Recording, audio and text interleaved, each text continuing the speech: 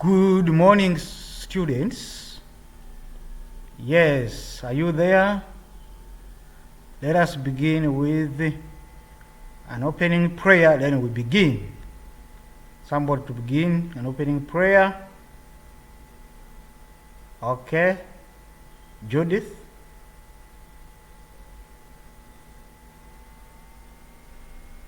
Thank you so much for your prayer, for that wonderful prayer.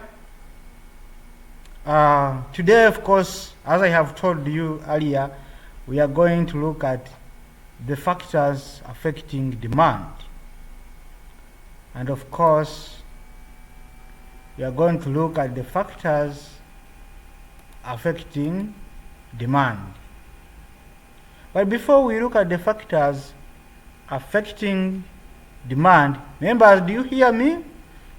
Okay, good. Demand is the number of goods that the customers are ready and able to buy at several prices during a given time frame. So when we talk about demand, of course, these are the goods, as we have seen, that really the customers are really willing and able to buy at a different prices and at a given time. So, what are the factors affecting demand? 1. Price of the product. Consumers want to buy more of a product at a low price and less of a product at a high price.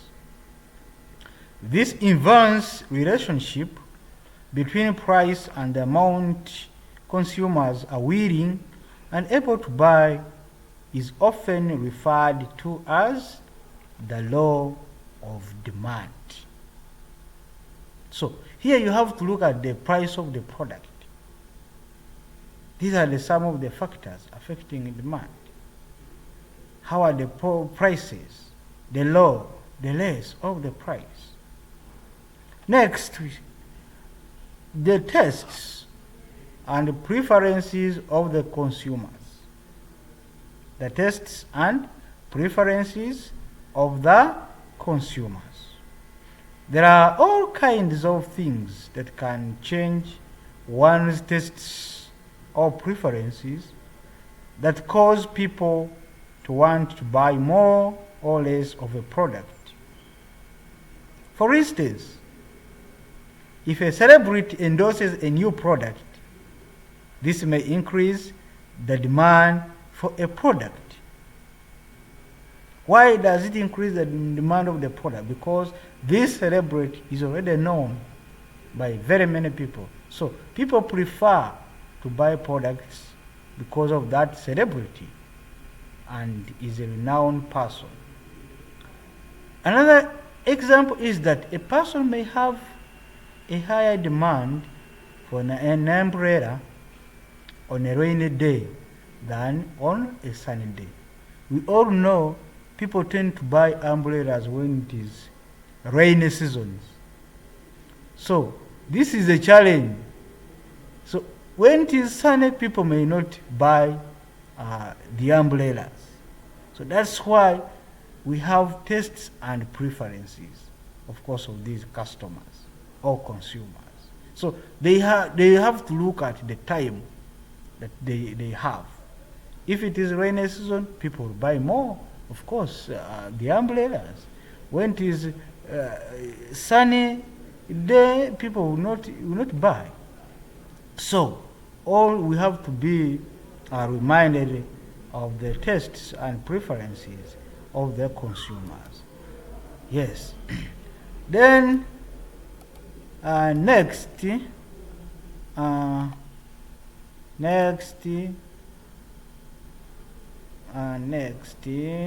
we have the number of the consumers in the market. The number of consumers in the market. As more or fewer consumers enter the market, This has a direct effect on the amount of the product that consumers are willing and able to buy. For instance, when you look at a pizza shop located near a university, you have more demand and thus higher sales during the fall and spring semesters. In the summers, when less students are taking classes, the demand for their product will decrease because the number of consumers in the area has significantly decreased. Yes. So you have to look at the number of consumers in the market. How do you have many consumers, and what do they like most? So this example it is to show us that really number of consumers that are in the market, they are the custodians that will be our help to buy these commodities. Then next, income of the people. The demand for goods also depends upon the income of the people. The greater the incomes of the people, the greater will be their demand for goods. The greater income means the greater purchasing power. Therefore, when income of the people increase, they can afford to buy more and more. Next, changes in prices of the related goods. The demand for a good is also affected by the prices of other goods, especially those which are related to it as a substitute or complements. For instance, I can give you an example. If price of milk falls, the demand for sugar would also be favorably affected. And when people take more milk, the demand for sugar will also increase. That is not even debatable. Likewise, when the price of cars falls, the quantity demanded of them would increase. Within turn, will increase the demand for petrol. Yes. Once the price of cars falls, the quantity demand of them, of course, would increase. And there would be demand, increased demand for the petrol. Next point, we can talk about advertisements expenditure. The purpose of advertisement is to influence the consumers in favor of a product. When advertisements prove successful, they cause an increase in the demand for the product.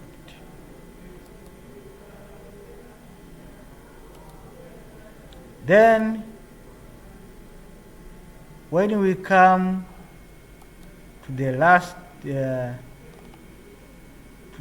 one,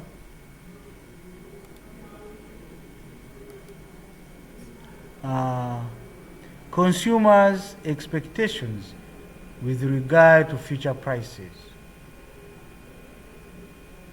Here, consumers expect that in the near future prices of the goods would rise. Then in the present they would demand greater quantities of the goods so that in the future they should not have to pay higher prices. And similarly, when the consumers expect that in the future the prices of goods will fall, then in the present they will postpone a part of the consumption of goods, with the result that their present demand for goods will decrease. Therefore, my dear students, we shall stop from here and we shall add more next time when we meet on the same issue, and we shall ask, you will be allowed to ask more questions. I thank you very much.